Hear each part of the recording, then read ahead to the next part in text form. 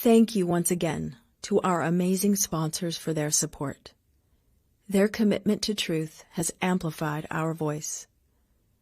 All of our movies are free to the world, and the people's support is pivotal in making this happen. We are a community-powered movement where each individual matters. The movie you'll watch this evening was made possible by the generosity of our donors. Please take a moment to donate now to help us continue our work. Make a one-time donation or consider being a recurring monthly donor. Every amount makes a difference. Scan the QR code on the screen or visit plandemicseries.com/donate. Thank you for your support. I'm so excited to be here. Please welcome Victory. Victory Boyd! Come on out here, Victory! Love is a game I learned the hard way. Recording artist Victory Boyd declined the vaccine for religious reasons. And her punishment for non-compliance, the NFL canceled her national anthem performance on opening day. Freedom, shouldn't be held lightly, and it should always be pursued. We are fighting a spirit that is out to take our freedom of choice. I believe that for every point of darkness, there's a corresponding point of glory. Please rise for the national anthem and welcome to the stage Grammy Award-winning artist Victory Boyd.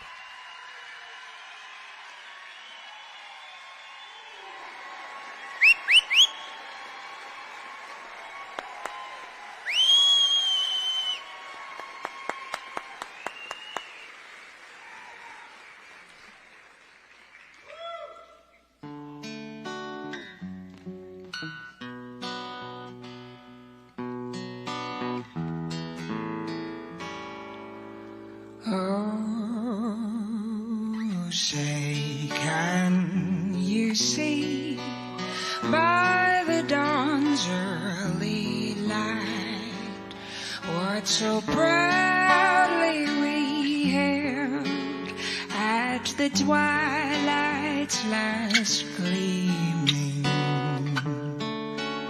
whose broad stripes and bright stars through the perilous fight o'er the ramparts we watched were so gallantly streaming, and the rockets' red glare, the bombs bursting in air, gave proof through the night that our flag was still there. Oh, say does that star-spangled banner yet wave o'er the land of the free?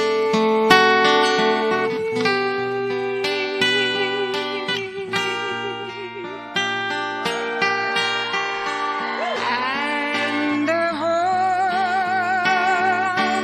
of the brave.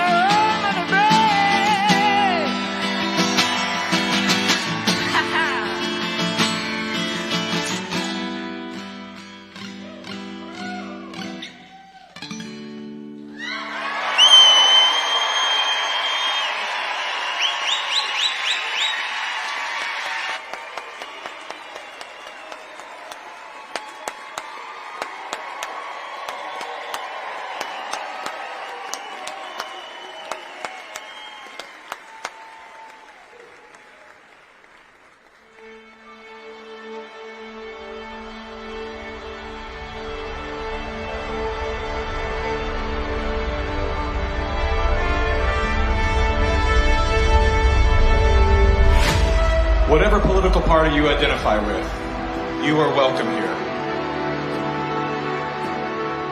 Whatever color, culture, or creed you identify with, you are welcome here. If you are vaccinated or unvaccinated, you are welcome here. Now look around. Look around at these faces in this crowd. Take a good look around. This is America the Beautiful. And it's worth fighting for. You are worth fighting for. Your children are worth fighting for. Our freedom is worth fighting for.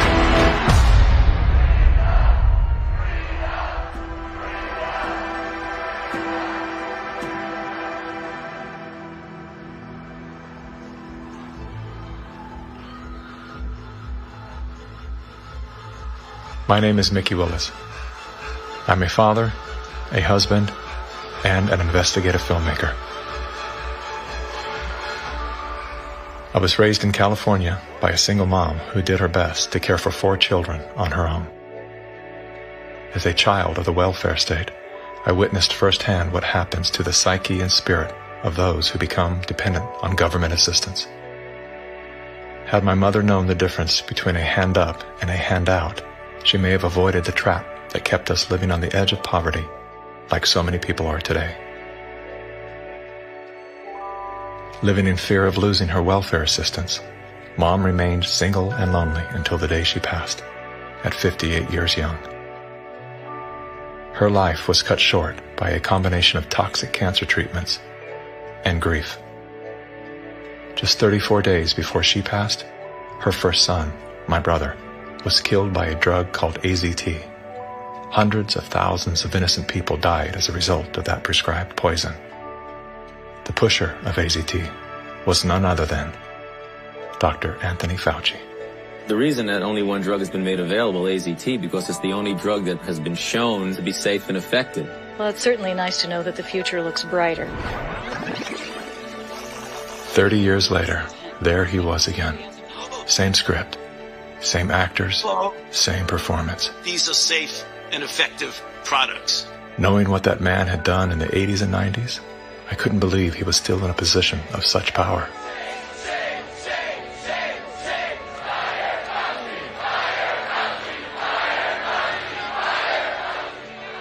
As the world descended into synchronized tyranny, I began to ask myself, how did they get everyone to go along with this? Great.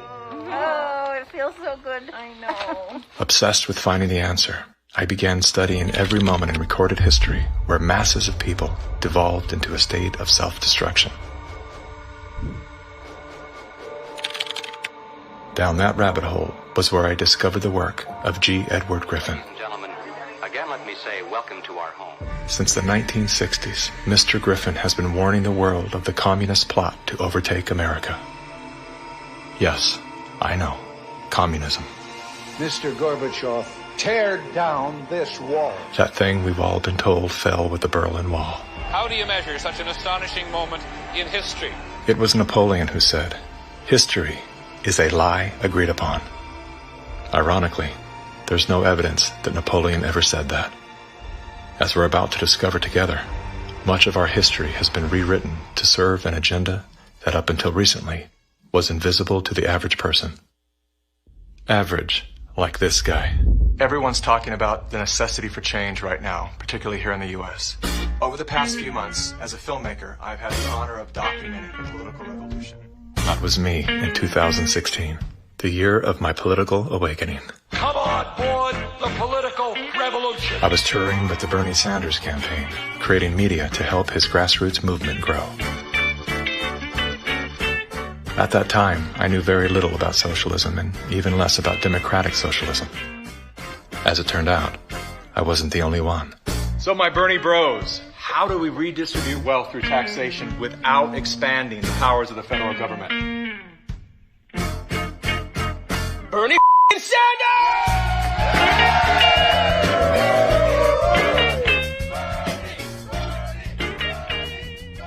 As confusion set in, I began turning my questions inward. Are they hypnotized? am I hypnotized?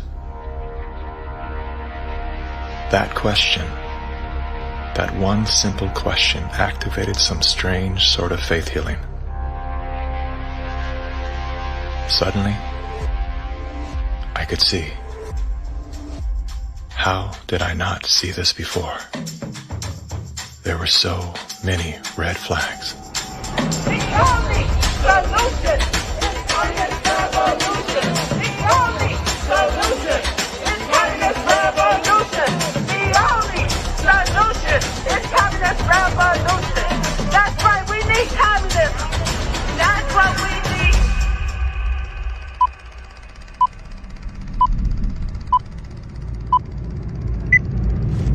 I'm well aware that whether you're here in person or through the medium of motion picture, that for most of you, it's not easy to fit meetings of this kind into your schedules. But the fact that you are here indicates that you do have an interest in the subject.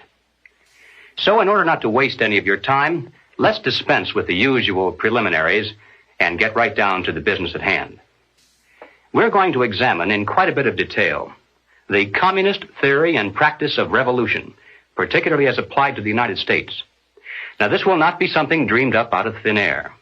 This will be the strategy as taught by them and advocated by them in their own manuals, in their textbooks, and in their schools. The new program of the Communist Party on this subject has this to say. The term socialism describes but the first stage of a new society that in its full development is called communism. Socialism is a transitional stage. Jim Carrey, everybody. I went out today and bought me some freedom-friendly Nikes. Yeah, that's right. As a salute to Colin Kaepernick, to Nike, congratulations on your fantastic choice. Thank you so much. Well, it's good to be back in dystopian America. The Republicans are running with the word socialism. They're trying to say... They're trying to scare people. Scare people. It's communism. Venezuela, Trump says. We're going to be living in Venezuela. I grew up in Canada. I'm here to tell you that this bullshit line that you get on all of the political shows from people is that it's a failure. The system is a failure in Canada. It is not a failure in Canada. I never waited for anything in my life. I chose my own doctors. My mother never paid for a prescription. It was fantastic. And I just got back from Vancouver, and I keep hearing this, like, Canadians are so nice. Canadians are so nice. They can be nice because they have health care. Because they have a government that cares about them. In Canada, the authorities say there's now a state of emergency. Riot gear swept through Canada's capital. Today, police in Ottawa used batons and pepper spray. You just trampled on me. Look what you did to her! Medical wait times in this country are longer than ever. The cost of living just keeps climbing. There's a socialist coup unfolding in Canada, and we taxpayers are funding it. In the recent years, a lot of Canadians have been watching their once well-regarded country become what some are even calling tyrannical. A country previously hailed as the most free and democratic in the world. Now, the People's World, the official West Coast newspaper of the Communist Party, ran this rather interesting editorial. What is needed now is an effort that begins to approximate the magnitude of the problem. As a minimum, such a program should demand massive emergency action by the federal government. The federal government has invoked the Emergencies Act. As of today, a bank or other financial service provider will be able to immediately freeze or suspend an account without a court order. If you are involved in this protest, we will actively look to identify you and follow up with financial sanctions and criminal charges. Banks have already started to freeze the accounts of people involved in the protest. Please get out. Immediately get out. Intimidating people in a church during the Passover. Unbelievable. Growing up under communist dictatorship, I have been warning Canadians that that's what's coming. I could smell it. I could see it at every corner. We will not put up with this anymore. We are fighting back. Protests, public protests are an important part of making sure we're getting messages out there. But using protests to demand changes to public policy is something that I think is worrisome. Okay. So here we have the Prime Minister of Canada saying that, yes, we have a highly functioning democracy and they have the right and freedom to protest. However, if those protests are used to demand change in government policy, then no. The small fringe minority who are holding unacceptable views that they're expressing.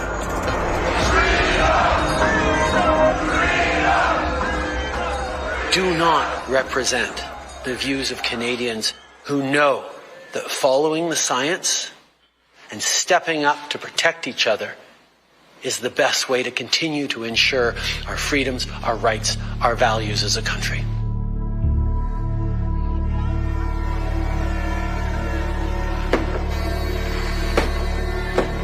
Liberal Prime Minister Justin Trudeau claims to be following the science, but Trudeau's science often comes in the form of this bizarre authoritarian technocracy. I think that Justin Trudeau stepped on the landmine when he weaponized the banking system in Canada against the truckers.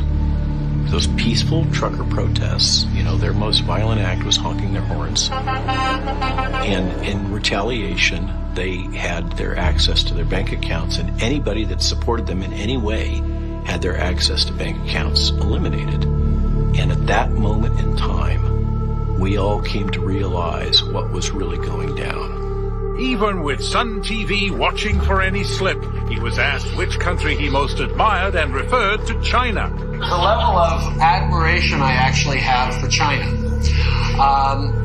because their basic dictatorship is allowing them. I applaud China for stepping up. I applaud Canada. You can tell what I'm thinking.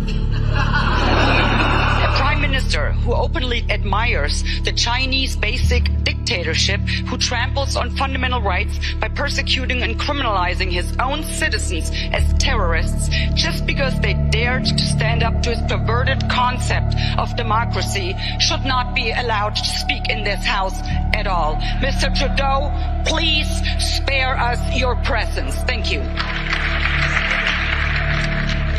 Canadians know where I stand. This is a moment for responsible leaders to think carefully about where they stand and who they stand with. While Justin Trudeau makes a compelling case study, he is not the only dictator on the rise. Under the new rules provided by the COVID-19 emergency, many other elected leaders were empowered to show their true colors. Interesting how they all marched in perfect lockstep while chanting the same slogans. This pandemic has provided an opportunity. Here we are now with an economy in crisis, but with an incredible opportunity. It's certainly a major crisis, but it also offers us a unique opportunity. Unprecedented opportunity to rethink and reset. The great opportunity for reset. Opportunity for us to reset. For a reset. It's almost as if they all attended the same school of thought and studied under the same professor.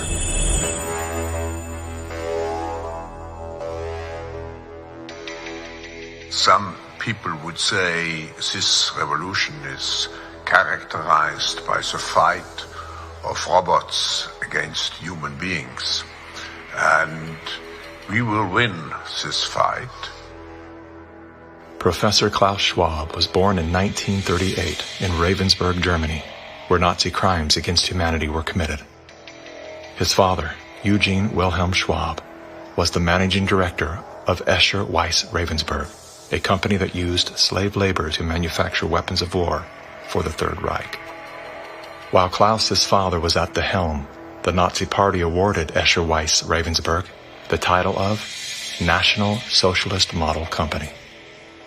Years later, Klaus Schwab joined the board of directors at Escher Weiss Ravensburg, where he played a key role in the development of South Africa's nuclear weapons program during the darkest years of the racist apartheid regime.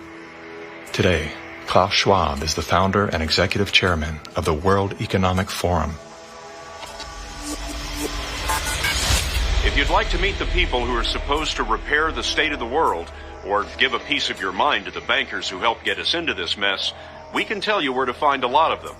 The World Economic Forum. Founded in 1971, the World Economic Forum is an international private organization which receives billions of tax-free dollars from its members and their global enterprises. Every year, the WEF brings together its members with world leaders, big pharma executives, tech titans, Hollywood celebrities, media personalities, and internet influencers to meet in the secluded mountains of Davos, Switzerland.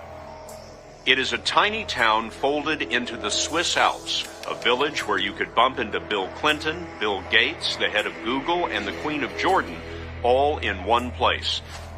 A lot of reporters cover the forum, but few get inside.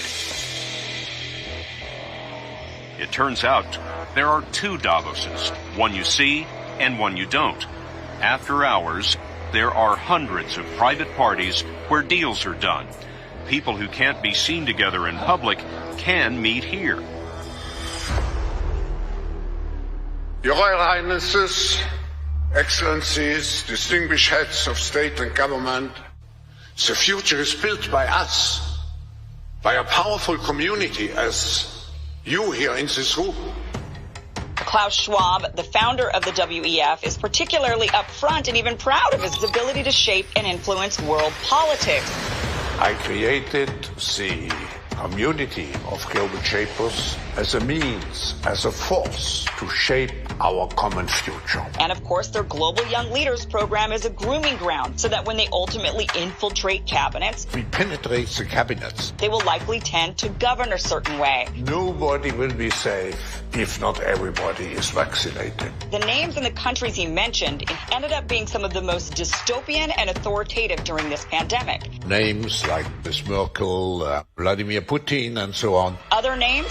Jacinda Ardern, Sebastian Kurz, Mauricio Macri, Mark Zuckerberg, Jack Ma, Gavin Newsom, Stéphane Bancel, Chelsea Clinton, Leonardo DiCaprio, Sanjay Gupta, Dr. Leana Wen, Alexander and Jonathan Soros, George Soros' sons, and several of the Rothschilds. And of course, now who could represent such a world better than you, Prime Minister? In 2014, Klaus Schwab called for the Great Reset. We need a Great Reset, which he positioned as the solution to the world's most urgent issues. The dark reality of Schwab's agenda is detailed in his best-selling book, COVID-19, The Great Reset. His endgame mission is to replace independent governance with a top-down controlled, one world government and a central bank-controlled digital currency. When they say, you'll be happy, what they mean is you'll be enslaved. That's why they're talking about a Great Reset. That's why they're talking about introducing this quasi-communist, quasi-socialist agenda. They know we've run the course where we cannot continue down the path of the ever-increasing indebtedness because we have a generation that quite literally cannot afford to buy a house. Millions of Americans are priced out of buying a home. And so it's easy to tell that generation, we're going to forgive your college debt. Student debt relief. And set your expectations lower. You're going to rent forever. We're going to celebrate the tiny house movement. We're going to do all of these things which sound cool because they're shaping our narrative so that we become capable of expecting less. What we need to do is not expect less. We need to remove inefficiencies so we can experience more. And that's the subtle distinction that the Great Reset is missing. Like most globalists, Schwab regards communist China as a shining model of how he intends to transform the world. We now welcome His Excellency Xi Jinping. China has made significant economic and social achievements under your leadership. Chinese influence on global affairs is growing. The founder of the World Economic Forum, Klaus Schwab, says that this is what motivated the group this year to invite President Xi Jinping to deliver the keynote address in Davos. Schwab said Xi's presence was a sign of the shift from a unipolar world dominated by the United States to a more multipolar system in which rising powers like China will have a step up and play a bigger role. I think it's a role model for many countries. But we have to go one step further. It's a systemic transformation of the world. Artificial intelligence, the metaverse, synthetic biology. Our life in 10 years from now will be completely different, and who masters those technologies will be the master of the world. Similar to his protege, Justin Trudeau, Klaus Schwab makes a fascinating case study. Yet he too is merely the master of his own world. Economic Forum.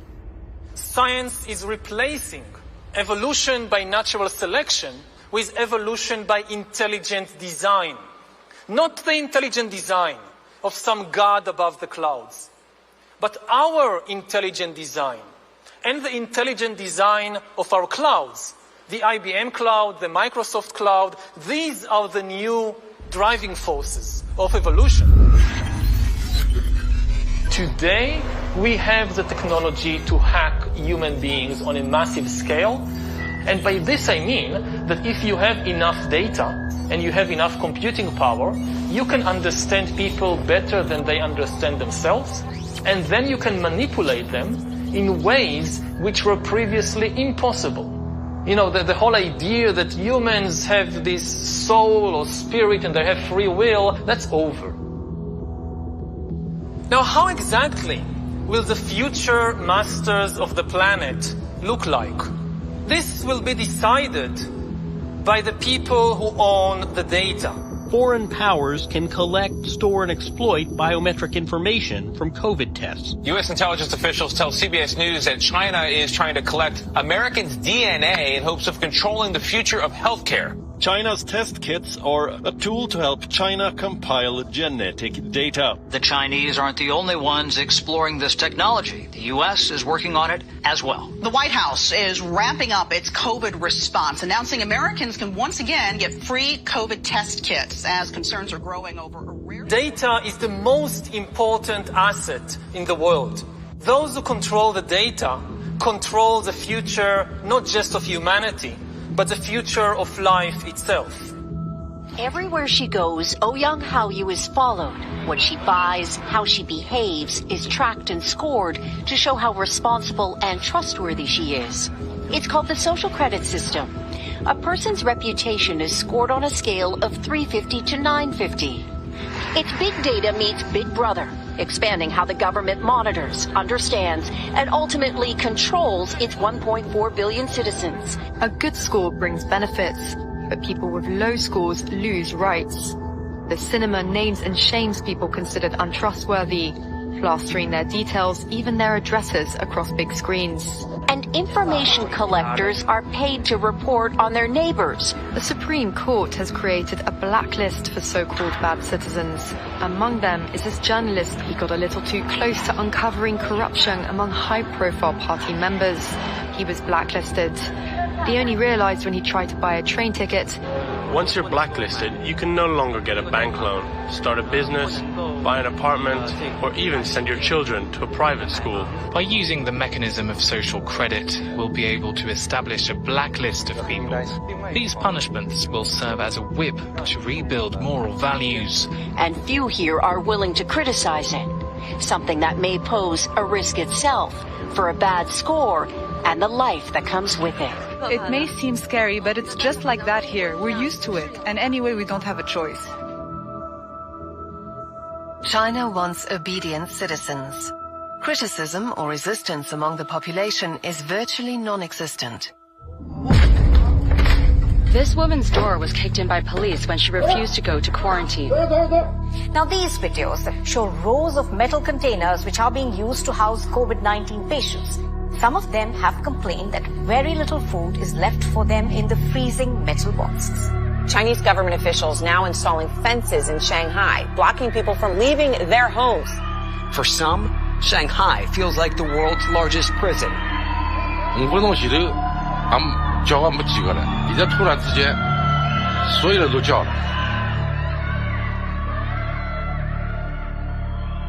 How does a handful of autocrats gain total control over a population of 1.4 billion?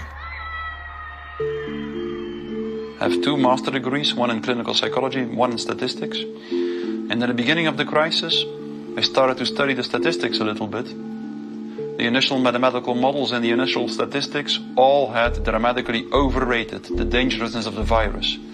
That was the moment when I started to think how it was possible that an entire society and an entire population was in the grip of a narrative which in many respects was blatantly wrong. After a few months it became clear to me that the only mechanism that could explain what was happening in society was what is usually referred to as mass formation.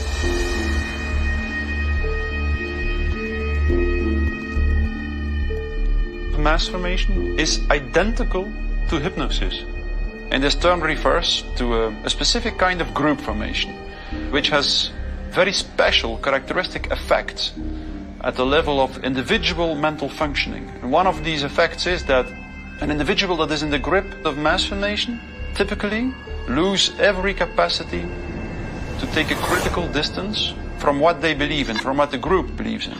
You would think it would be people with lower IQs that would be more susceptible to this, but it seems to be the other way around. Are you seeing this? I have seen this. And it does seem to be predicted by educational status and IQ. We look to be verified for our belief system, right? And so a doctor goes to the CDC. The CDC says this is true, it must be true, I'm staying in that zone. It's actually people outside of the system go, well, I want to challenge the CDC here for a second. Where's this study come from? Where's it, and that's what I do. All of these people were kept out of the conversation. All I can comment and you were wanting me to sign onto a social contract where the scientific method isn't being used. I'm not interested in medical pedigree. I'm interested in medical consensus. People who are highly intelligent tend to go and get a lot of degrees. Those people have spent so many years in institutions to get those degrees that they have developed a trust and confidence in not only the educational institutions, but those that support them, which are largely government bodies. And so they start from the place of, if it's told by the university, by the government, it's probably going to be true. What I've learned about science is that it's really imagine they're looking at like a fragment of the world, and it's all they see. It's all they're looking at. The world, they don't see the world. So I think that there's a disconnect between people who are smart and have lots of degrees with actual reality, with the lived experience of nature, of life, that you don't see with people who are actually working with their hands outdoors all of the time.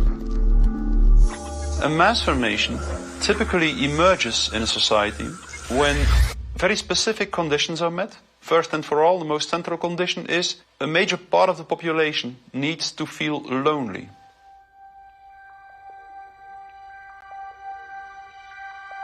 Doctors say the very rules to keep people safe from the virus are doing great damage when it comes to anxiety, depression, and even suicide.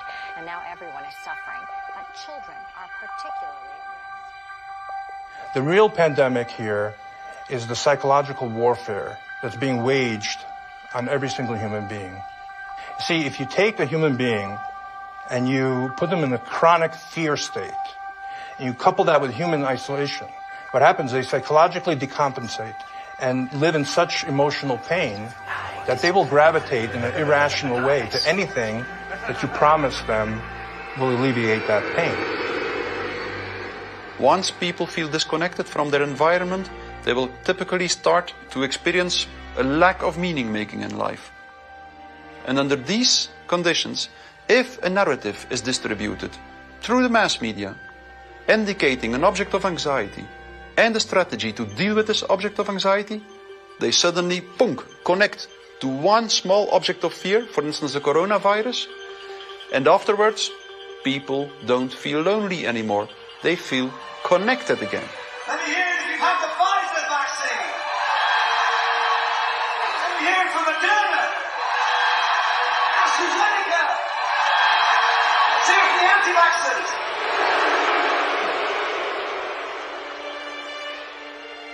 The new kind of social bond is highly problematic, just because the connections between the individuals even deteriorate more, and the bond between the individual and the collective becomes stronger and stronger and stronger, which make them willing to sacrifice everything for the collective. Its health, its wealth, the future of its children, everything. Something else that is really characteristic of individuals in mass formation is that they become radically intolerant for dissonant voices. The people who are not getting vaccines, it's time to start shaming them. What else? Or leave them behind. Vaccinated person having a heart attack? Yes, come right on in. We'll take care of you. Unvaccinated guy, rest in peace, Wheezy.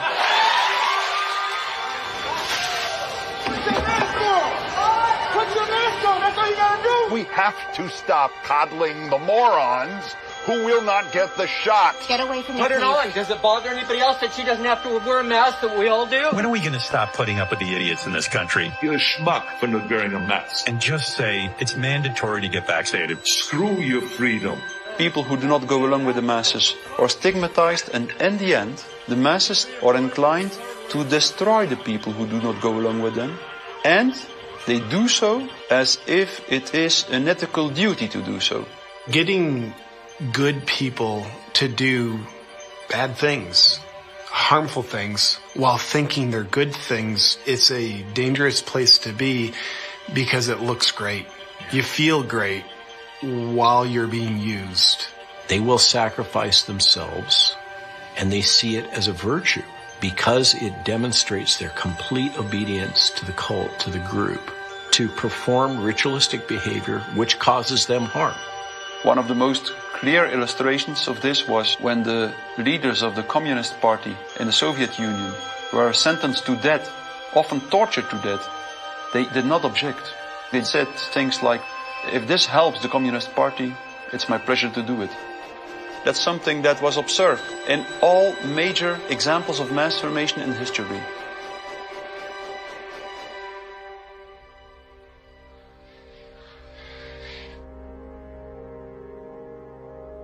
I was born in Communist China 2 years before Mao started his Cultural Revolution. So we had to be indoctrinated and chanting slogans and holding Chairman Mao's little red books to say, long live Chairman Mao, long live Communist Party. Inspired by Soviet Union dictators Vladimir Lenin and Joseph Stalin, China's communist leader, Mao Zedong, borrowed from the playbook of the Russian Revolution. To fight anti-communist forces, Lenin organized a military branch of his Communist Party, known as the Red Army. Following suit, Mao branded his army the Red Guards. However, Mao's soldiers were not enlisted from his military. His Red Guards were made up of high school and university students. So he used young people to start Cultural Revolution, to top down statues, burning old buildings, and demonize all religions, going after all dissident voices, and to turn all the Chinese against each other. Family turn on each other, neighbors turn on each other. Chairman Mao, as he was known, was deeply influenced by Lenin's ideas on Marxism and revolution, and often praised Stalin as a great leader. He started his Great Leap Forward campaign in the 50s and killed 2 million landlord owners. 40 million to 60 million people estimated starving to death. The people were trading their children's dead bodies to eat, to survive. Cannibalism was everywhere. Through war, torture, execution, and famine, Chairman Mao caused the death of 80 million innocent people, making him the deadliest dictator of all time. China shaved the heads of women, put them all in unattractive asexual clothes, did the same thing for the men. This technique has been used in the 20th century by every totalitarian regime. The Mao wanted to create a genderless society. That's why girls like me could not wear beautiful clothes and could not do makeup. We have to just look like boys, unisex, no gender. They asexualize the population so that there's no more desire, no more bipolarity of male and female. Everybody looks like an automaton. And then what do? Rather than turning towards one another, they turn towards the state. So the only thing left for me, a child, to believe in is communism. And Mao was the new God.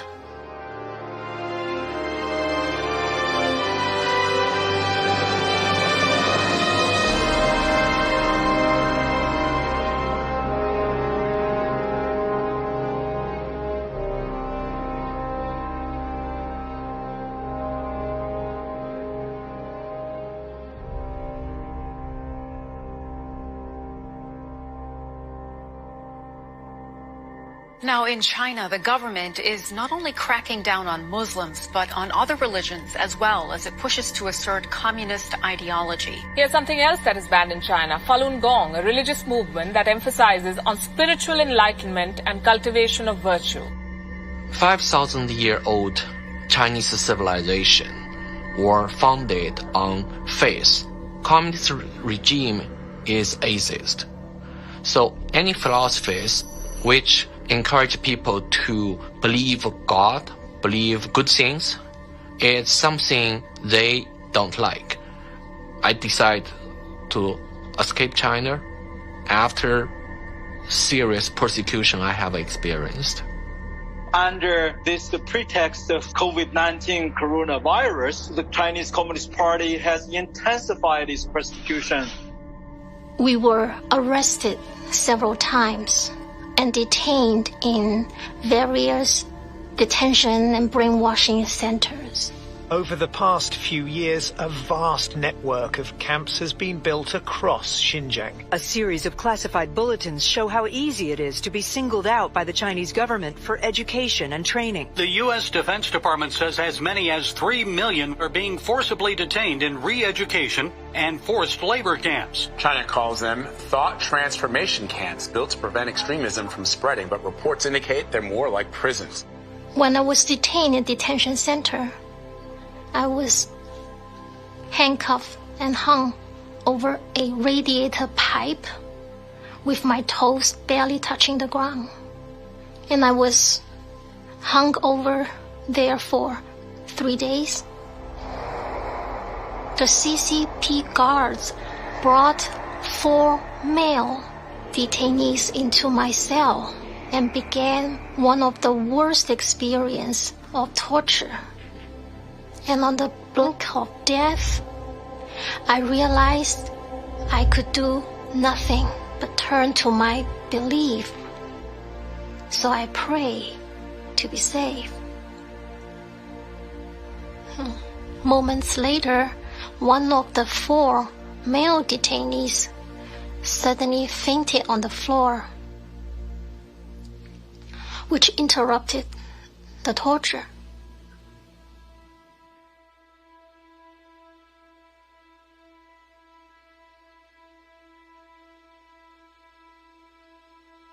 I left China because my parents were heavily persecuted for their practice of Falun Gong. From age 1 to age 5, my grandparents were taking care of me because my parents, they were always inside some dark cells being tortured. My first clear memory of my mother, I was brought to a brainwashing center and saw her being tied up to a chair with like people behind her guarding her, and she had a very thick plastic tube inserted into her nose, and she was being force-fed at the time. She just looked like she was in so much pain, and I was 5 at the time. It's just very traumatizing.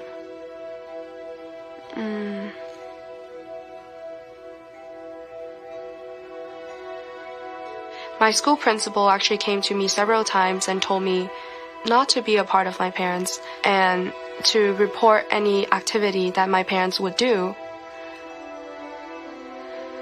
They're instilling all the lies and hatred into the younger generation. The young people are used today to do the American Cultural Revolution, to turn the kids basically not to trust their parents anymore. And say, oh, my parents don't understand me, I'm confused, so I need to turn to my teachers, turn to other authority figures. Look at the Mao's Cultural Revolution to say how many similarities are there.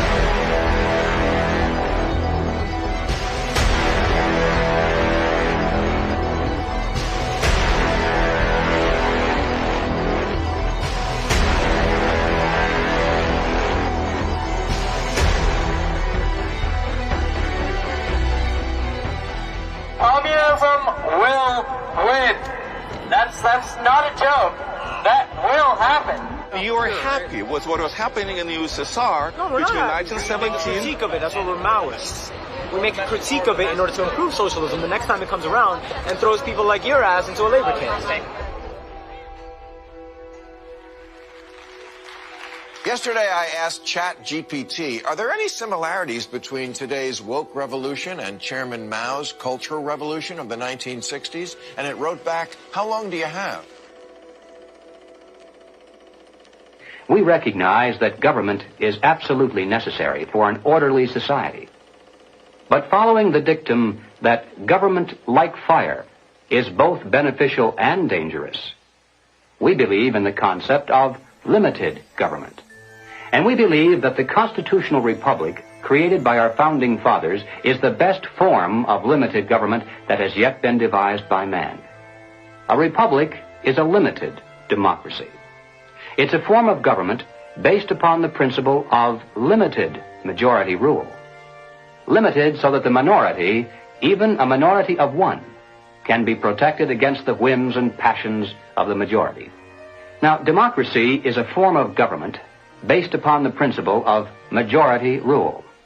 It's easy to understand, easy to sell to the masses, and, I might add, deadly. The fathers of philosophy, Socrates, Plato, and Aristotle, were all staunch critics of democracy. History's greatest minds all observed that even a well-intended democracy can breed deception, division, and ultimately total control by the state. Aristotle wrote that democracy is not just the rule of the majority. Democracy is a system in which the majority is in charge, respecting the basic elementary rights and principles of minorities. If not, democracy becomes a tyranny of the majority. Socrates himself became a victim of this very process. He was sentenced to death by a majority vote for protesting the rights and protections of the minority.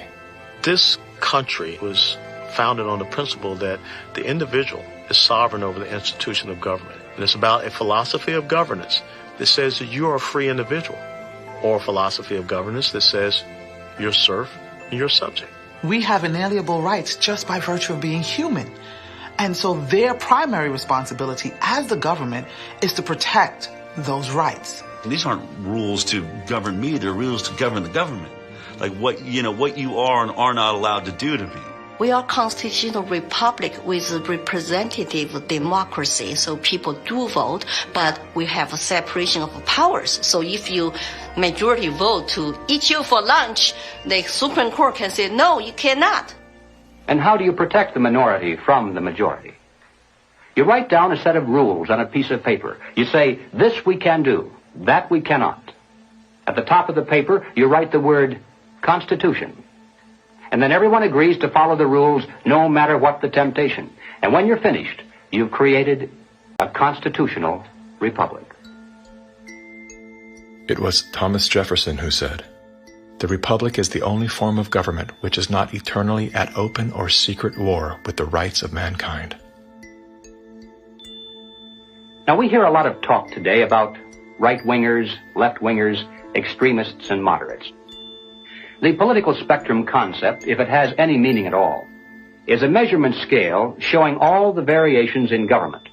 Now, the extremists at the zero end would be those who advocate no government at all, the anarchists.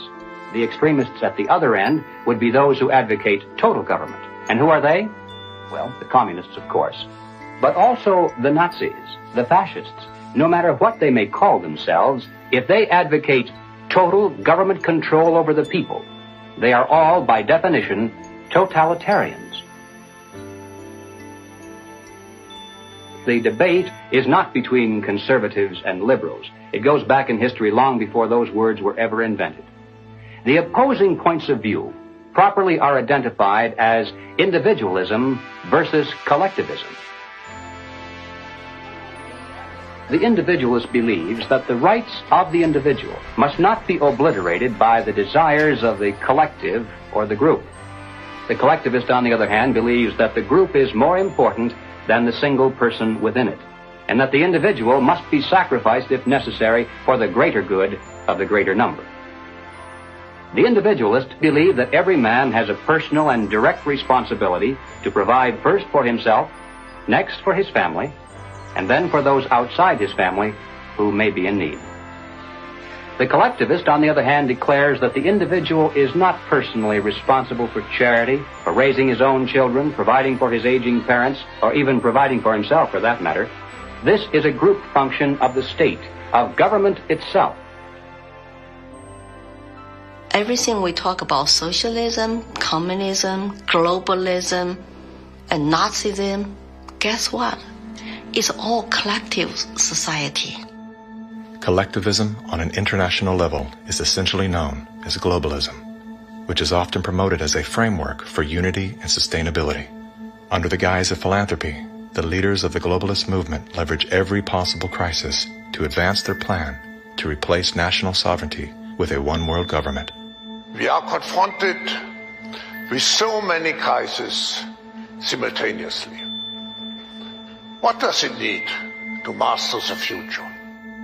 It is the globalists who are behind the destructive new methods of control, like ESG, the acronym for Environmental, Social, Governance. Similar to China's social credit score, ESG is a ranking system that tracks a company or country's carbon footprint, as well as its commitment to diversity and inclusion. A low ESG score can lead to severe consequences, including reputational damage, legal and regulatory actions, and loss of investors and bank credit lines.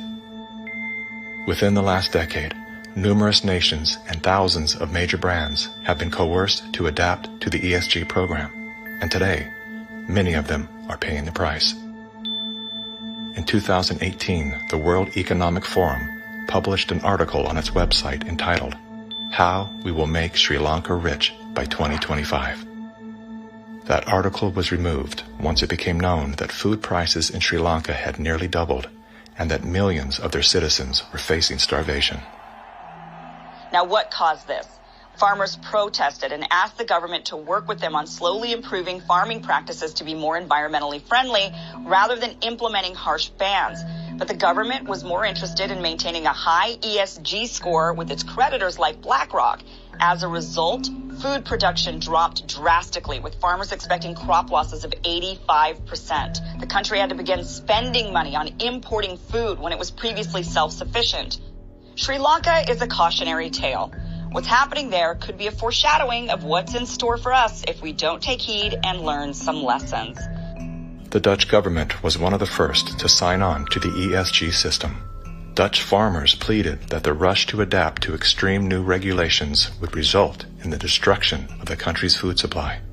The Netherlands is the second largest agriculture exporter in the world, earning the title of the tiny country that feeds the world. A collapse of their system could trigger a global food crisis. Yet, the Netherlands Prime Minister continued to persecute Dutch farmers until they were forced to revolt. Where do you find still such a prime minister in the world?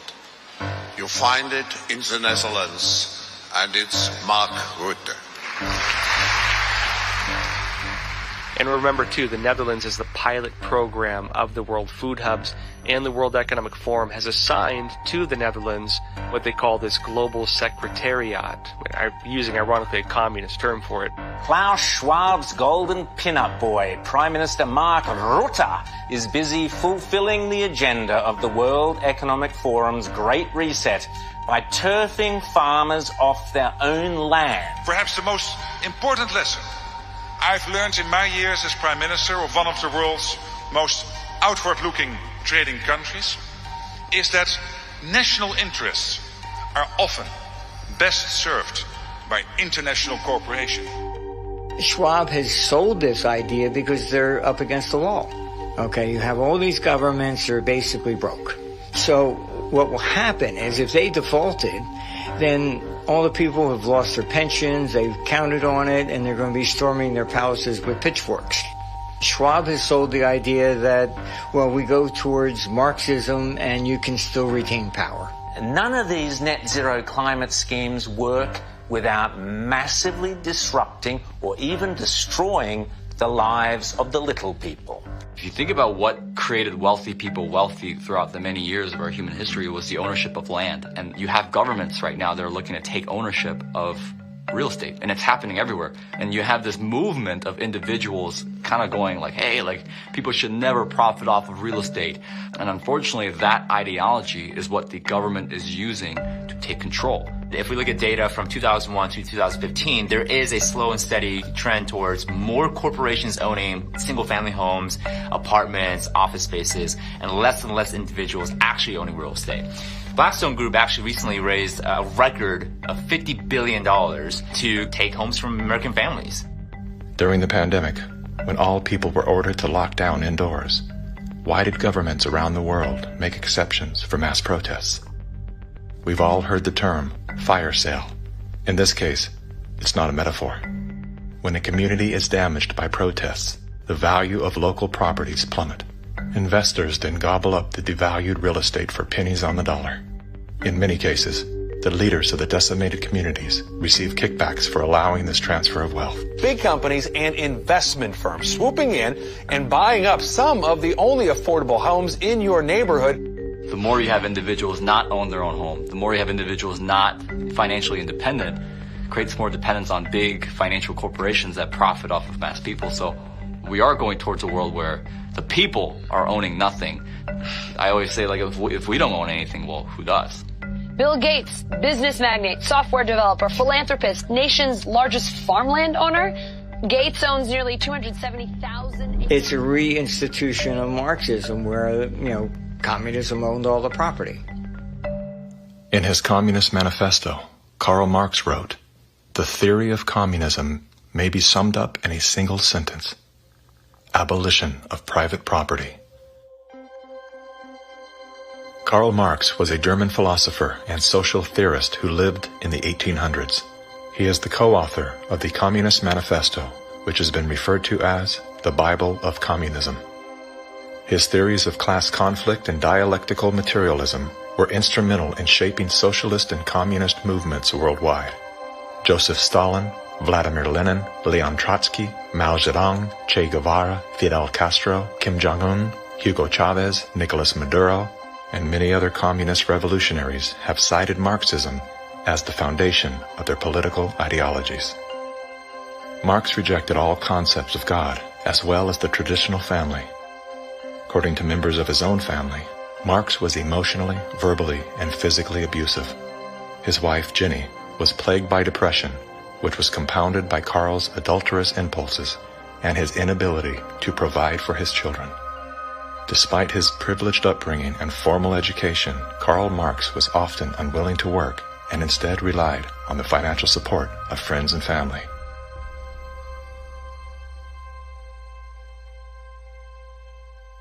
In 1943, the following directive was issued from party headquarters to all communists in the United States. It read, "When certain obstructionists become too irritating, label them as fascist or Nazi or anti-Semitic. In the public mind, constantly associate those who oppose us with those names which already have a bad smell. The association will, after enough repetition, become fact in the public mind."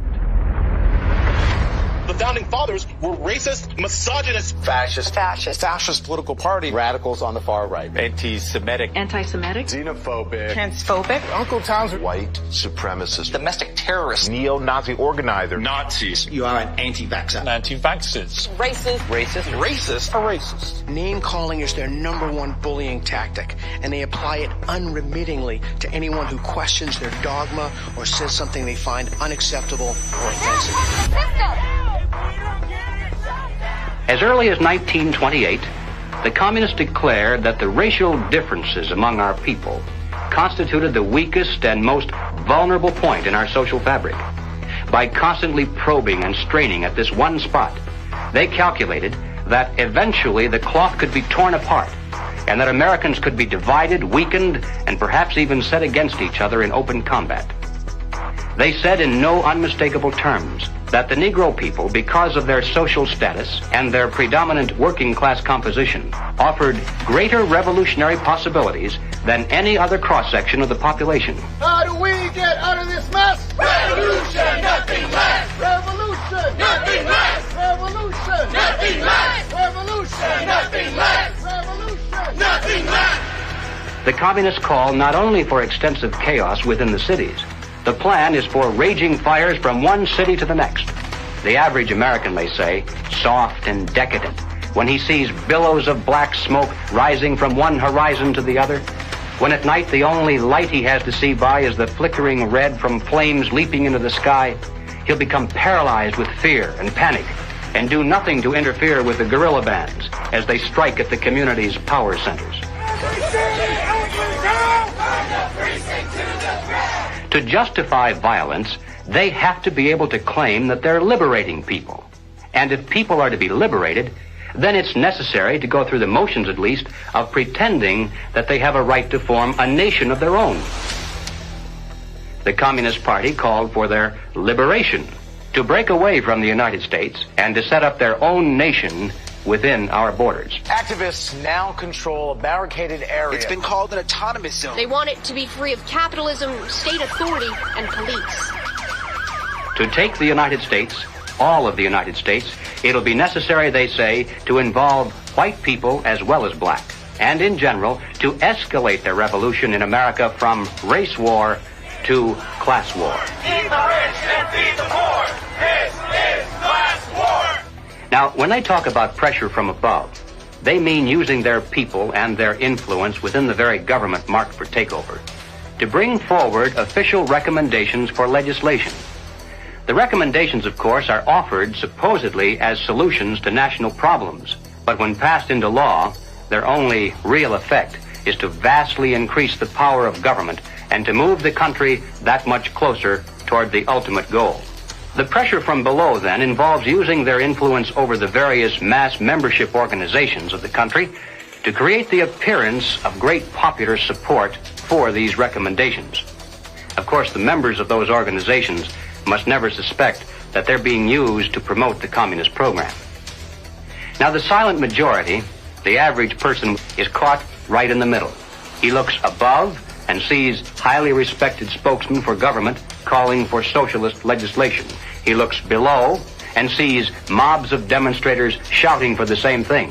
He says to himself, has everyone gone crazy or is it me? Now, he's still in the majority, of course, but he doesn't know it. He thinks he's helplessly outnumbered, and he bows to what he thinks is the democratic will of the majority. Here's an interesting thing I've noticed is even with a lot of these ideologies, right, with what people call these days, woke, if people were these horrible, awful, bigoted, racist, xenophobic, white, it wouldn't even work. The only reason it even works is because people are so compassionate that I want to make sure I use the right words and I say the right phrases. So you're actually weaponizing the fact that people are decent people, and you're taking that compassion and you're targeting it at, this is the group of people who you should be angry at. They weaponized human compassion. We mustn't kid ourselves into thinking that the communists have placed their agitators only into the black communities. They're working both sides of the street. They want hatred, violence, and bloodshed between the races, and they don't care how they get it or whom they use, even children if necessary. My young comrades. Hi! This is my way of figuring out if you've been tainted by the patriarchy. Patriarchy? Oh! This looks creepy. It looks creepy. Why? There's just this thing about white people that just makes me be like... Oh, looks like Donnie got a full cookie. Because he's a white man. Say it with me. Structural racism! Yeah! You may have wondered why the Communist Party has been a staunch supporter of the drive to place a black studies curriculum into our high schools and colleges. The reason becomes obvious the minute you take a look at the textbooks and the study guides. Schools are now radicalizing our kids. This is the volume of the book from Critical Race Theory, and it literally says here, whiteness is a bad deal, and it has a symbol of Satan. You gonna deliberately teach kids this white kid right here got it better than you because he white? You're going to personally tell a white kid, oh, the black people are all down and suppressed. How do I have 2 medical degrees if I'm sitting here oppressed? Not only is it in the schools, but it's in the workplace, it's throughout society. It's destroying this country. If this continues, we will look back and be responsible for the dismantling of the greatest country in the world by reverting to teaching hate and that race is a determining factor on where your destiny lies. Thank you. Sarasota School Board Chairwoman, what has been the worst of what you've had to deal with in terms of community or parental reaction? The calling of names, tyrant, Marxist, communist, and they want to move kids over to charter schools and private schools without the oversight of the state. And that's wrong. Education authorities in the United States are asking the government to use anti-terror laws and involve the FBI against parents who protest against the way their children are being taught. It identifies no fewer than 13 possible federal crimes, including making annoying phone calls. How about this one? They could be prosecuted for using the internet in a way that might cause emotional distress. Over the weekend, Democrats voted to ban gendered language in House rules. And that means no more terms like father or mother. Is the administration's official policy to replace the term woman with birthing people? Black birthing people. Black birthing people. Black and indigenous birthing people. You shifted from using the term mother to birthing people. Again, if we're trying to be precise in the language that's used. Mom's a pretty good word. I'm not a birth person. I'm a mother. Can you provide a definition for the word woman? Can I provide a definition? Mm-hmm. No. Yeah. I can't. You can't? Not in this context. So I'm not a biologist. The meaning of the word woman is so unclear and controversial that you can't give me a definition? Do you believe then that men can become pregnant and have abortions? Yes. Literally everything that was fought for women's rights is going straight down the drain. This environment that has been created and corrupted and manipulated does not respect women, does not respect children, does not respect men. It cares nothing for family. So that's why they have to attack mother and remove father, because she's going to protect that child, he's going to protect that woman, and they both are going to protect society. Good evening. Good evening. Thank you very much. Thank you for your service. When you talk about a parent-child relationship, you're talking about something primal that is in the heart of the liberal, not the Marxist, that's in the heart of the person who's conservative. And they're pushing the boundaries on something that they cannot control. Washington State is on track to lawfully take gender-dysphoric children away from parents who oppose transitioning treatment. That is against the Constitution. The only time a parent loses their rights is if there's an extreme circumstance. It's severing the bond between the parent and the child. What they're doing is they're dividing families to take control of the children. The biggest offense against communism is the nuclear family. In Chapter 2 of his Communist Manifesto, Karl Marx wrote, "Abolition of the family. The bourgeois family will vanish as a matter of course." We're here today to represent the millions of Black Americans who disagree with the Black Lives Matter movement. If you go to Black Lives Matter website, it says that we disrupt the nuclear family. That's my wife. This is our 4 children. Why would you disrupt the nuclear family? Because the real objective is to remove the family as a possible alternate source of guidance and support. All totalitarian regimes strive to destroy the close-knit family in order to remove any loyalties that might be higher than to the state itself. I have seen over the years in my practice a steady decline in the expression of healthy masculinity and healthy femininity. The separation between the male and the female is almost complete now. And it's due specifically to the ongoing attacks against masculinity and the degradation of femininity. And if our family structure is lost in the next generation, what do we have left? We're just a bunch of listless individuals living our lives out virtually behind a computer screen and following the orders of the government. Maybe it's because I came in the movement at 17 and a half, so I have just a knack for knowing how to organize young people I was at our publications table today, and I was speaking to this young person, and he grabbed a book, and he said, it's like Mao's Red Book. And I was like, man, that's what I was thinking. And it was just really cool to hear him make that connection. I was like, how about you buy like 10 to 15 of these books, and you all have like a youth organizing group where you talk about it, and you really try to engage this. We need to build off of this. We actually do have an ideological frame. Myself and Alicia in particular, we are trained Marxists. I do believe in Marxism. It's a philosophy that I learned really early on in my organizing career. Investigations into the Black Lives Matter organization has revealed links to groups that are pro-communist China. The self-proclaimed Marxist Black Lives Matter co-founder Alicia Garza also owns the Black Futures Lab project. Yet, all would be lost for the Black Future Lab if not for the Chinese Progressive Association. Donations to the Black Futures Lab don't go directly to the foundation itself. The Chinese Progressive Association gets them instead. Through forensic investigations, we now know that the 2020 BLM fiery but mostly peaceful protests were organized and partially funded through a network of pro-communist organizations. One of the groups is U.S.-based Liberation Road, which was founded by a faction of the Communist Party of Vietnam. Liberation Road is allied with the new communist movement and has direct ties to the Chinese Communist Party. The San Francisco-based, communist-rooted Chinese Progressive Association formed a sister company called Asians for Black Lives to serve as a bridge between BLM and the Chinese Communist Party.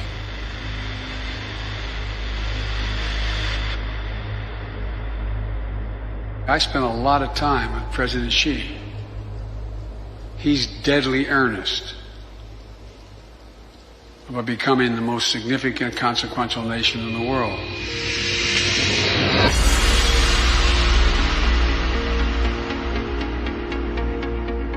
When we speak of China, it's important to distinguish between the people and their oppressive government.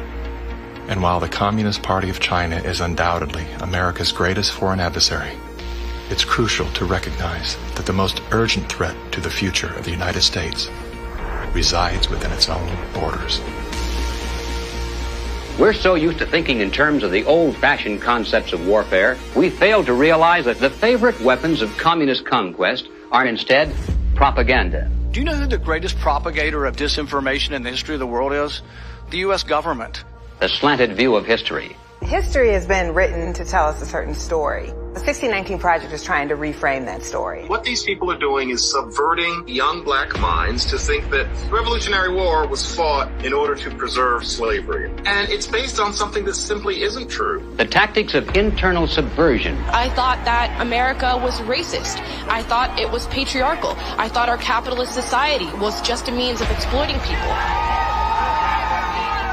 And I thought all of these things because that is what I was told. The preaching of hatred to incite civil disorder. I want to tell you, Kavanaugh, you have released the whirlwind, and you will pay the price. A California man is facing federal charges for the attempted murder of Supreme Court Justice Brett Kavanaugh. Treason, blackmail, the smear. This is the first time Assange is being questioned over the rape allegations. The LA Times ran an article calling Larry Elder a black white supremacist. All committed by soldiers who wear no uniform and who claim to be loyal citizens of the target country marked for conquest from within. World War III that rages around us right now is a political war, an economic war, a psychological war, a spiritual war. As a matter of fact, the bomb, as a psychological weapon, is being dropped on the American people every single day. You probably assume you're safe. That could be a deadly mistake. Bracing for food shortages. And labor shortages. Shipping delays. Supply chain disruption. A new coronavirus variant. The worst virus variant. Ultra transmissible. It can kill you. It can kill you. A surge in crime. Acts of terrorism. Domestic terrorism. White terrorists. White supremacy. Mass shootings. And nuclear conflict. World War III. Vladimir Putin. Russia. Environmental doom. Fire, storms, and deadly floods. I don't want you to be hopeful. Science tells us we have 9 years. This storm will kill you. I want you to panic. It is promoting fear. It will kill your children. Feelings of fear. It will kill your pets. The world is a very terrifying place. Unless you get lucky. I want you to feel the fear I feel every day. Walk me through, if you would, what happens scientifically inside our minds when we're in a state of fear, and then how that affects our external choices and the direction of our lives. This is well known and well researched in the psychological literature and the psychiatric literature, that when someone is afraid, when someone is in a state of fear, that person cannot think rationally. You resort back to a more primitive way of making decisions, which is highly emotionally driven. And when you're placed in a chronic state of fear, as we have been, you end up in a, what I would call a traumatized state, meaning that you're not just momentarily scared, you are frozen. You have seen your ability to think critically suspended. The issue is not about COVID or vaccines or anything else. It's not that. That is the polarizing impulse that gives rise to our general sense of ill at ease, which then amplifies our willingness to fall for reflexive classifications like race or, the isms that we want to fight about. The more we can distract people by creating the illusion that says everything is fearful, the more we can manipulate the population. We were groomed for decades to be fearful, whether it was drop and cover. We must be ready all the time if the atomic bomb explodes. Duck and cover. To protect against the threat of nuclear annihilation, or more recently, the impending ecological collapse of our planet in 12 years that AOC and Greta Thunberg keep warning us about. The world is going to end in 12 years if we don't address climate change. How dare you? All of these fears are grounded to some degree in reality. They're not completely invented, but they are exaggerated so greatly that we cannot actually reason through them anymore. When people are afraid, they won't just accept authoritarianism, they'll demand it. They will demand it. Somebody do something. Somebody take charge and tell me what to do. Like, where do I stand? Where do I walk? What do we do? What are the rules? And again, people in power always use that, right? They say, never let a good crisis go to waste. We can take this and we can now enact policies that normally we wouldn't be able to get away with. Maybe in a couple of decades, when people look back, the thing they will remember from the COVID crisis, this was the moment that we agreed to be surveyed all the time. And maybe even after the event is over, maybe we can still keep 30%. And over time, multiple crises, suddenly you have a government or an individual who has far more power than they're actually supposed to. The leaders of the mass, the people who pronounce a narrative in public space, usually are hypnotized themselves. They believe they need to reshape society to be able to deal with the challenges society faces. And they believe so fanatically in that ideology that they think it's justified to manipulate and cheat and to use all kinds of narratives to convince people to go along with that ideology. We're going to go visit Mom. I'm going to bring the home family to see Mom. No. We will shut you down. We will cite you. And if we need to, we will arrest you and we will take you to jail. You either get your tests done and make sure you're cleared, or we will keep you in a facility longer. It's going to be very hard for people to do a lot of normal life unless they can prove their vaccination status. Such as, you're not going to work in this particular agency or institution. You're not going to be able to go to this college or this university. Once we start doing that, you will see more and more people willingly get vaccinated. If the fear of losing your job, your friends, family, and future isn't enough to coerce you into submission, perhaps these incentives will entice you to willingly comply. It's everything from cash prizes to college scholarships. Now offering kids 12 and up limited edition Avengers comic books. Thousands of prizes available, Including cruises and Super Bowl tickets. They're giving away Ford F-150 trucks. They're giving away shotguns and hunting rifles. Marijuana dispensaries are giving away Joints for Jacks. Krispy Kreme announcing this week a free donut. And yes, free beers. That's right. Get a shot and have a beer. Today could be your lucky day. California's vaccine lottery. One grand winner to take home Up to $5 million if you get vaccinated next week. They made it exciting, right? There's a reason people go to Vegas. It really could be somewhat lucrative if they aren't already persuaded. 13-year-old Joshua says one of the best parts of getting a shot at Mickey D's, lunch on the house. Just think of this when you think of vaccination.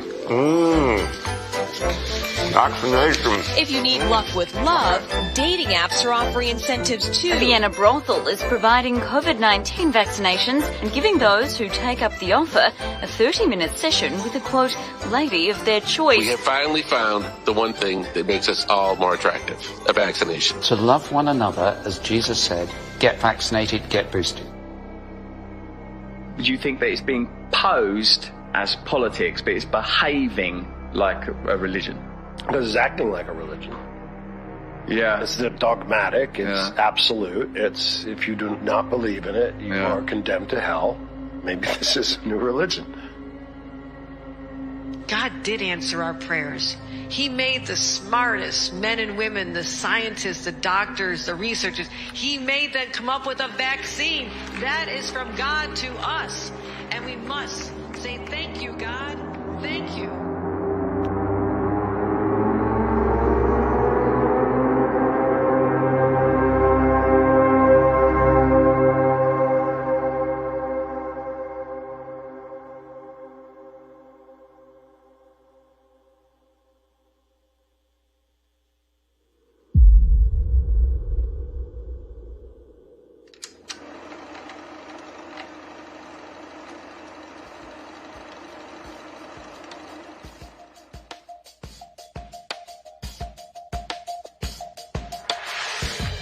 There was a time, and not too long ago, I think, when we could have pulled ourselves out of this without too great a sacrifice on the part of anyone. But we didn't. Instead, we slept. Everywhere I look, I see men and women who know that communists are making headway in this country. They know that something must be done and that someone must stand up to them. But they themselves do nothing. They remain silent because they're afraid that if they speak out, it'll be bad for business. They may lose a client. They may even lose their jobs. Or perhaps they're receiving a regular government check and already are too dependent upon some of the very people and programs they know they should oppose. We have now passed the point of painless solutions and parlor patriotism. Well, all right, so what do we do about it? What are the countermeasures that need to be taken? And where do we begin? Before we finally win this battle, and I should hasten to say that there's no doubt in my mind that we're going to win. I'm increasingly convinced of this. But before we finally do see victory, we must carry the truth to every man, woman, and child in America. I have no idea of what each of you is going to do in the critical days that lie ahead. It may be much, it may be little, it may be nothing at all. I don't know. Only you can answer that question. But ladies and gentlemen, whatever it is you decide to do for your country, do it soon. Do it now. Every minute that you delay further will add dearly to the price of ultimate victory. Mr. Griffin, that was over 50 years ago. Where are we now? Hearing that phrase after all these years is kind of a shocker because I didn't realize really at the time how accurate it was going to be. But we're in the middle of it now, and so the ultimate victory is still ahead of us. How did you know way back then what would be happening today? It's a long story, of course, but I did take a fascinating tour of the Communist Bookstore in Los Angeles when I was very, very young. I was working for an insurance company. I was Mr. Corporate America, you know. That was the period when the hippie, image was pretty popular, and a lot of these guys in that bookstore were in that uniform. And I think they felt I was a potential recruit, Yes, we've always been quite willing to talk about We'll talk about socialism anywhere, in the streets or in the Senate, anywhere, They're a communist faction making a big power play for SDS. Is there any communists back here? I guess there is. Yes, they are communists, and yet our nation seems unconcerned. Many newspapers, television commentators, and educators call these young revolutionaries dissidents. But are these voices voices of mere dissent, of mere student unrest, or of sedition and revolution? They invited me to come to their study groups, they called them. They were really the recruiting funnel, you know. And I didn't have to pretend to be interested because I was interested. I wanted to see what these guys were up to. And of course, the more I read, the more I realized that these guys were deadly serious. And so my crusader gene said, hey, buddy, you better stop worrying about the corporate ladder and making money and looking good and start doing something about it. And I'm glad I did, because after that point, my life had a meaning and had a purpose more than just self-centered. Who are some of the key figures behind this agenda? I'm not sure we can name names. We know that there are layers and layers of control and influence, sort of pyramidal in form. At the bottom level, of course, it's just all the common people. Most of them don't even know what's going on. It used to be that an invader could come in with a superior army, and people resent it, but they obey because if they don't, they get killed. Now, if they want to conquer people in this environment, they have to do it through the mind. And of course, today, after all the technology that we have, and the control over the communications and the images and the school system and the media, they have absolute control over the funnel of information that comes to the average person. And the average person, if they're not aware that there's a real war going on for their mind, they will be helpless. And as long as people are on the edge of fear, they're willing to give up their liberties and pay lots and lots in taxes. A tax on carbon. And as I passed through that idea that, in my view, the enemy is in a category called collectivism. And that's the word that applies to all of these things. Socialism, communism, fascism, Nazism, all of these things are merely variants of collectivism. That is the philosophy based on the assumption that the group is more important than the individual, and that the individual must be sacrificed if necessary for the greater good of the greater number. That's the trick. You're doing this for society. Obviously, you don't like to tell people what to do, but sometimes for the good of society, that's necessary. We have to start doing things for the greater good of society, and not for idiots who think that they can do their own research. But it's not about me and my rights to choose. It's about how I love my neighbor. You are not doing this for yourself. If you are at all like me, your own health, your own risk, is not a big rational driver of all of your actions. They trick us into thinking that if you act in your own self-interest, that somehow you are selfish. And nothing could be further from the truth. Those of us who have discovered this trick long ago, we realize that enlightened self-interest comes into play. If you are acting out of self-interest, you soon discover that the best way to benefit yourself is to help other people. It does come back. The question is, how do we turn the ship around? I think that the path to political hell in America has been voting for the lesser of two evils. They create conflict because conflict creates fear and confusion, and out of that chaos, people are not too analytical. They'll just struggle for some quick answer, which is who you're going to vote for. That's usually the answer that's offered to them. They think that if you just vote for somebody, the right person, everything will go away. You cannot wait until there's a list of candidates that's published and you say, which one am I going to choose? You know, by that time the game is over. All those candidates have been selected before you were even aware. You've got to get into politics at the local level so you have some influence in which candidates are selected. And that starts at the grassroots level. You don't come in at the top, you come in at the bottom. If we do that job, we will influence both political parties just like our opponents do now. There is actually a way forward and a way out, but it's going to require work, and it's also going to require that we acknowledge that we have wronged ourselves, that we are part of this problem. It's not the government that caused this. The government facilitated it. What caused it was our being asleep at the wheel. Without taking accountability, we cannot move forward.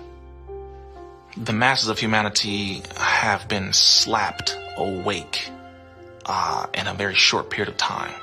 to where now it has created a domino effect of awareness all across the planet. People cannot go back into the matrix now. They can't.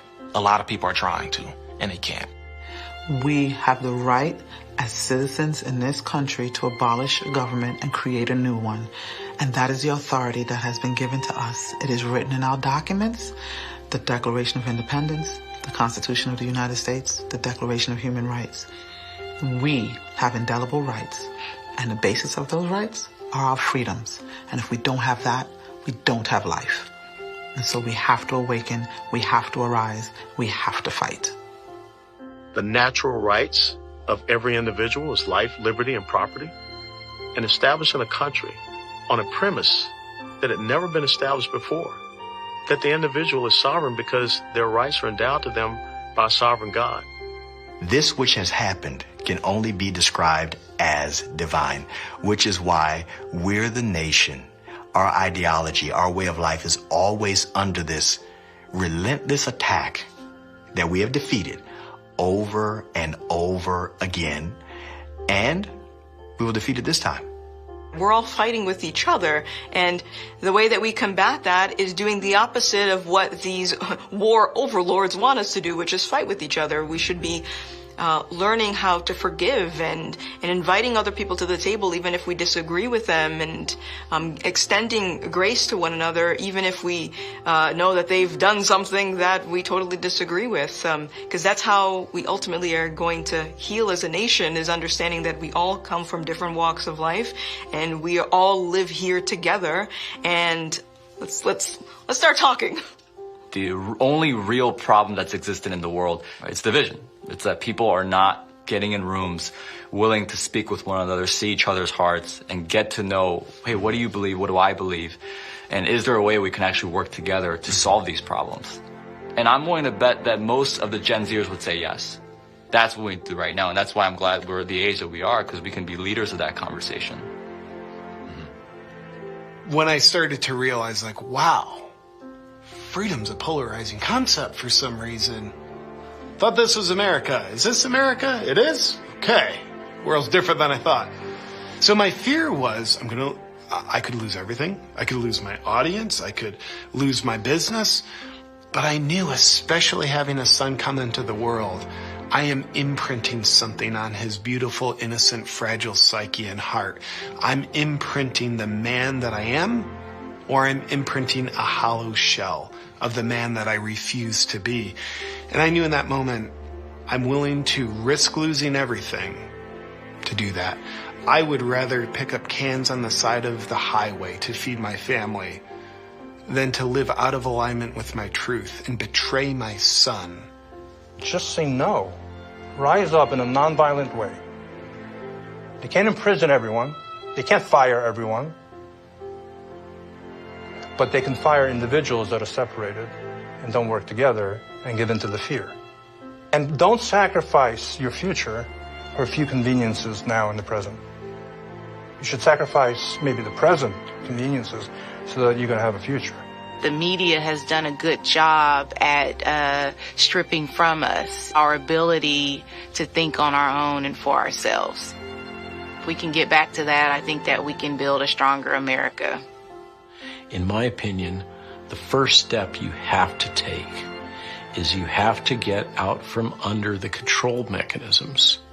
And that means blow up your TV, don't listen to the fear porn, and set yourself free of debt, which is what controls you and controls everything around you. It is the weapon that is used.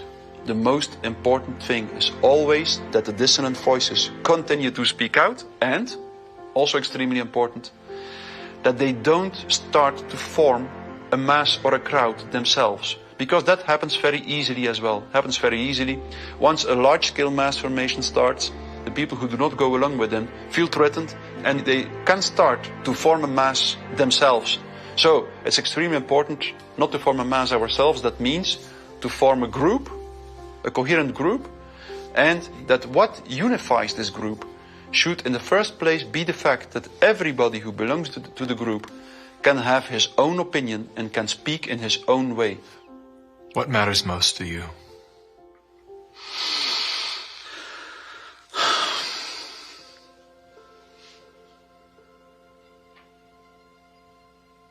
think what matters most to me is freedom. Freedom. I want as little laws as necessary to keep us from killing each other. I mean, I get it. There's crazy people out there. We have to find a balance. In the end, I want my children to live in a world where they're free to dream, to take risks, to fail, to succeed. Hardship strengthens us. We wouldn't have had the American Revolution and the beta model for the American Constitution, the beta model of a republic in the modern world, unless the tyranny of King George had been unbearable. All the good things in life usually are a result of some kind of a rebound against something that's very not good at all, very painful. I mean, I think about if someone had jumped in there and taken away my failures.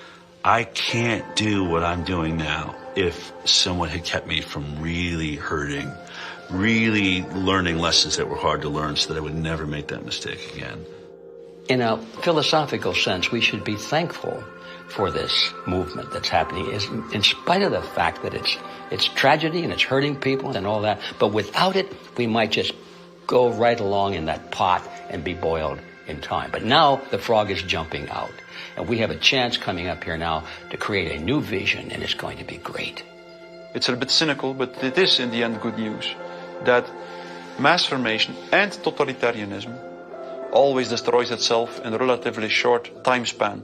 And the most important thing, of course, is that you have to make sure that the system does not destroy you before it destroys itself. Throughout history, it was always the very small minority. History has always been written by the 1% of the population. 15% of the population create history, and they follow the leadership, the thought leadership of 1%. But that 15% altogether is what changes history. And so all you have to do is reach 15% of the population. I think today, after all this time, we have more than 15%. We just have to get them together so they realize that they're not alone. And that's our task right now. I don't think our societies have taken the moment to look up and actually see and appreciate how much progress has been made in the past century. On so many different levels, we have made incredible progress. Like, what we've got here is actually great. It's imperfect, and we should still be making tweaks carefully to try to make it better. And I think that's where so much of that self-hatred or hatred of the nation or hatred of the other or whatever comes from. This lack of perspective and gratitude and inability to take a moment, chill out on the activism and go, wait, actually, okay, we've achieved a very unique and special point in history, and let's be careful with that. On that note, as a man who's traveled the world, have you experienced any nation that has course corrected beyond their sins more than the U.S. has? No.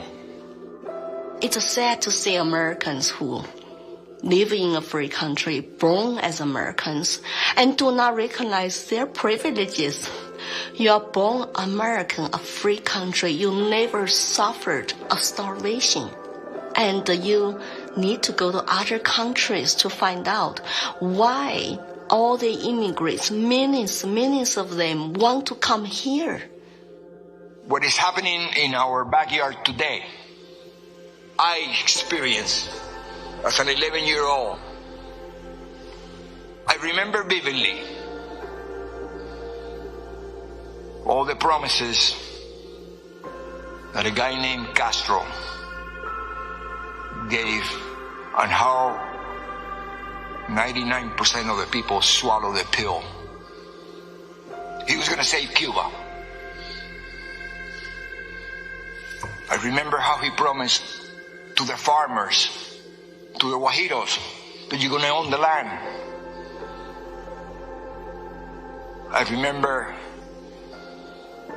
all the promises that we hear today about free education and free health care and free land. And my God, no freedom. The defectors here that are speaking out against the Communist Party in China are risking their lives.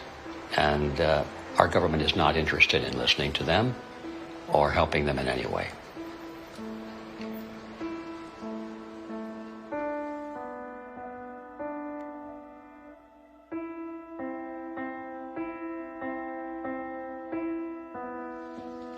I have been in America for 10 years. I saw a lot of Americans with wonderful hearts. America is a beacon of freedom. I'm happy living in this land to practice my religion and to have a peaceful life. That's my hope. America's last stand on earth for freedom. If we lose this country, the world will be a very dark place. I have 3 children in this country. I want to protect their American dream. So here I am, you know. I've noticed that every time you speak about America, your eyes fill with tears. I do love this country. No place to go. And I just hope people can hear my stories. For past 5 years, I've been telling the same thing. I have no political agenda here. I just want to live American dream and my children live American dream. Sorry about that.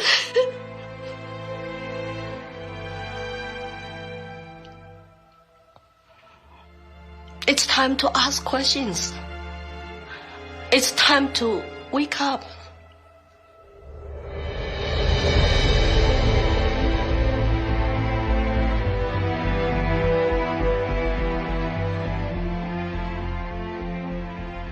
We've been brought together in this moment to face the urgent choice between dehumanization and rehumanization. Dehumanization requires us to do nothing. Nothing other than to allow that process to continue to the point of no return. Rehumanization, on the other hand, requires action. One action. To remember. To remember what we knew as children, when everything was possible, before our attention was captured, before the conditioning set in, before our nature was denied. There's nothing new we have to learn. All we have to do is to remember. And then take the hand of that memory and go out and stand on ground. Not concrete, not asphalt. Stand on ground. And see if you can feel the heartbeat of a universe that conspired to give you life,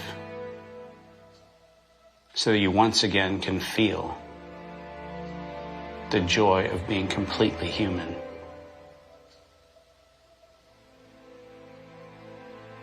And then never forget that moment.